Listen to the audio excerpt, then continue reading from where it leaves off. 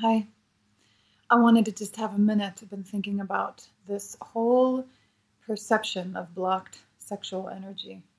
There are a lot of women, either at specific times in life, or for their whole lives, or for extended periods of time, or with certain partners, feel like their sexual energy is blocked. And you may be one of them. What I would love to draw attention to is that that whole concept is kind of a farce. It comes from a place of imagining that your sexuality is supposed to move in a certain way that it's not in any given moment. And what I've noticed is that coming to your sexuality with a sense that something's wrong, something's blocked, something's too numb, something's whatever it is, basically chases the unicorn even further away. Female sexuality, it needs to be invited and beckoned forward, especially the subtler and deeper and more intimate aspects of it. We are in a culture that tends to expose and kind of create almost caricatures of female sexuality that are sassy, that are excessively sexual, that are ready to go at any minute, that have a certain kind of command over their own turn on. And it all either comes from pornographic influences or just from a general misunderstanding of how female sexuality really works. So, what I would invite you to do if you feel like your sexuality is blocked or you're encountering numbness as you drop into intimacy with another, or if you're just noticing that your libido isn't that strong, is to resist the urge to make it wrong, resist the urge to describe it as a block or some way in which you're no longer accessible to yourself or some way in which you're not accessing something that's really important to you. And instead, come right up to what you're perceiving as the block and just sit there for a minute. I guarantee you that whatever you're experiencing in your sexuality has a deep wisdom in it. And it's kind of up to you to ask what that is and then to take responsibility and be an advocate for yourself once you hear what that is. If you're just treating it as a block and acting as though you're supposed to be something that you're not, you're going to get further and further away from any sense of how inherently sexual and alive and available you actually are, right? So consider a block as a place of condensed fuel, a place of condensed potential. It's a place where if you go and you rest there and you allow it to be blocked, you allow it to be closed, to be sealed, however you sense or experience that, just instead of trying to change it, just sit with it. Like you're sitting at the gate of something or sitting at the feet of something, and just start asking why. And not why in terms of like, oh, I have past sexual abuse, or like not why in terms of your story. See if you can come to the why in terms of a sacred need in this moment. Meaning, what do you need in order to flower? What are you asking for? And kind of understanding that, look, the cycle of flowering and coming to bud and flowering and going down into the roots and then coming back up to the branches, these are all natural cycles. So if you find yourself in a time of sexual dormancy, let that be for a minute. Maybe inquire what it is that you are cultivating deep inside, what it is that's gathering inside of you. A blocked sexuality or sexuality that you perceive as not moving is just full of potential. And all it needs is your touch, your kind of listening, and your subtle touch so that it can open again in the way that it's meant to. And shedding all the perceptions of how you think that should be, how your partner thinks that should be, how the culture thinks that should be is crucial if you want to have an authentic living connection to what it is that's going to take you into ecstasy of any kind and take you deeper into your embodiment as a woman in the truth of what you were created to be. It's the same thing with numbness.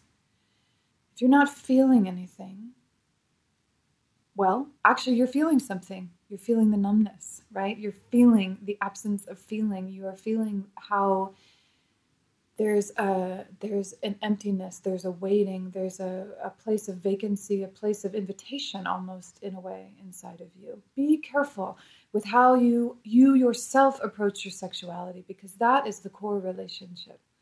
If you want to have thriving sexual relationships with your partners, with yourself, with life, in terms of feeling alive and feeling connected to that aspect of you and your creative force, then be careful, be aware of how you are approaching however your sexuality is showing up.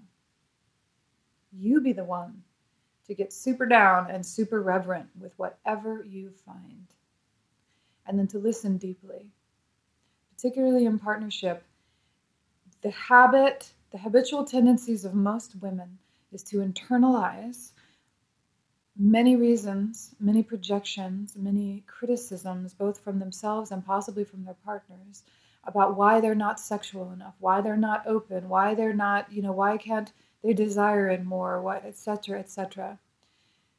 Almost certainly that's because your sexuality exists, like your explicit sexuality, what happens in the bedroom, what happens genitally, is on this very interwoven continuum of how you interact with whoever it is and yourself and life all the time.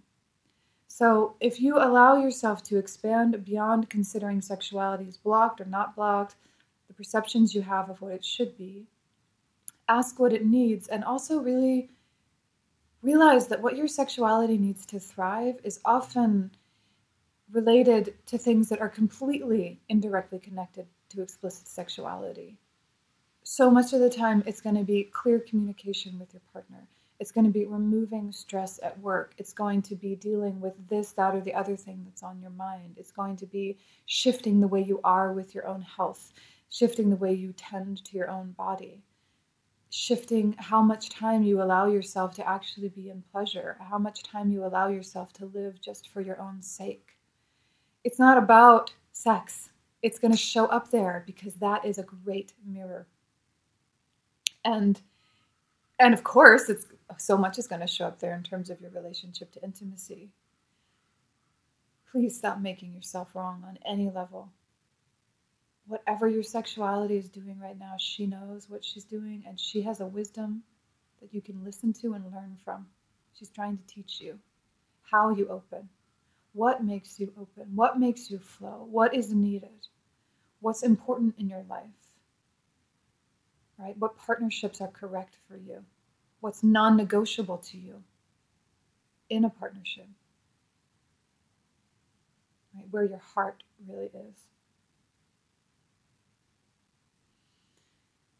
Okay, you're not blocked. You're a wise one. And you are moving and ebbing and flowing through all of the incarnations of what it is to be a sexual being, which look many different ways. So, here's to your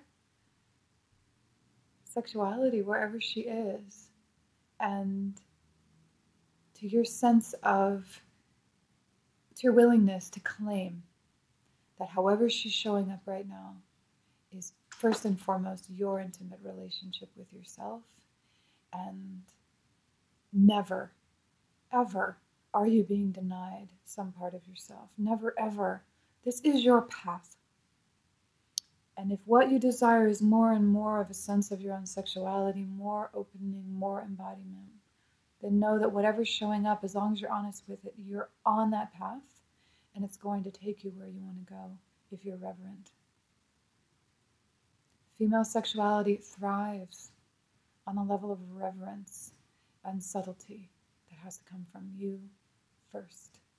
Everything that you perceive as a block or a numbness or any of those things is just a place where you are demanding, your being is demanding that touch from you, from your partner. And that is a touch worthy of receiving, worthy of waiting for, and worthy of cultivating. Blessed be.